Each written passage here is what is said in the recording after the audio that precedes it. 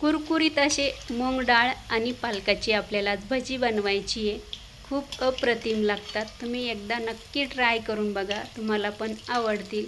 नेहमीच आपण बेसन पीठ टाकतो, तर मूग डाळ तुम्ही घालून बघा. चला, मी कल्पना तुमचे अगदीच मनापासून स्वागत करते आहे. 1 तासापूर्वी मी मुगाची डाळ भिजत घातलेली होती. पहिले ती धुवून घेतली आणि त्याच्यानंतर ती मिक्सरला बारीक केली. आता त्याच्यामध्ये हिरवी मिरची, लसूण, जिरं, अगदी थोडंसं आलं आणि छान असं ते बॅटर बनवून घेतलं. हे बघा, आणि ह्या पद्धतीचं ठेवलेलं आहे. जास्त पण पातळ नाही, जास्त पण घट्ट नाही. आता याच्यामध्ये आपल्याला थोडीशी हळद घालायची आणि मीठ घालून घ्यायचं आहे. पालक स्वच्छ असा धुवून आणि चिरून घेतला.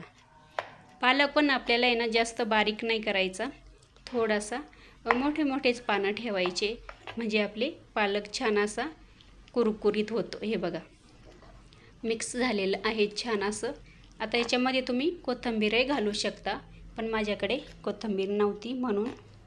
चला, छान असं तयार झालेलं आहे आपलं इथं बॅटर.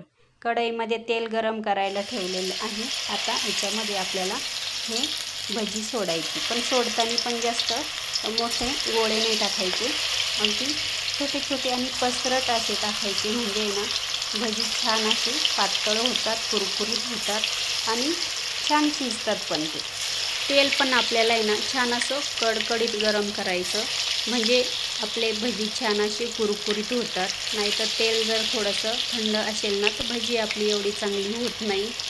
आणि तुम्ही बघू शकता, जास्त पण नाही टाकायचे, जरा थोडे कमीच टाकायचे, कारण का म्हणजे छान असे आपल्याला इकडे तिकडे करता येतात. हे बघा, पातळ पातळ टाकायचे आणि छोटे छोटे टाकायची भजी. आणि त्याच्यानंतर संपूर्ण इथं जे तेल आहे ना ते बुडबुड्या त्याच्या कमी झाल्या पाहिजे, नंतर आपल्याला उलटे करायचे. हे बघा, एवढे छान अप्रतिम भजी लागलेली होती. तुम्ही नक्की ट्राय करून बघा. अगदी छोटासा 5 मिनिटाचाच व्हिडिओ मी तुमच्यासोबत शेअर केलेला आहे. आणि चला, इथं दुसरी साईड पण छान अशी भाजून झालेली आहे, बघू शकता. आता याच्यामध्ये सोडा वगैरे वापरायचा नाही बरं का, खूपच मग ते नरम होतात आणि चांगले लागतील, एवढी टेस्ट खास लागत नाही त्याची. त्याच्यामुळे सोडा वापरायचा नाही, आणि तेल पण जास्त लागतं, मग त्याच्यामुळे सोड्याचा वापर मी अजिबात केलेला नाही आहे. झालेली आहे, बघू शकता. आता वरती जे तरंगायला लागलेले आहे, म्हणजे आपली भजी तयार झालेली आहे. छान कलर पण आलेला आहे, बघू शकता तुम्ही. चला, मस्त आपण आता काढून घेऊ. तुम्ही आवाज पण ऐकू शकता. खूप छान अशी कुरकुरीत झाले आणि गरमागरम तुम्ही खाऊन बघा. सुंदर असे पाऊस पडायला पण सुरुवात झालेली आहे आणि आपली भजी पण तयार झालेली आहे. चला, इथपर्यंतच. भेटूया आपण परत नवीन एक व्हिडिओमध्ये.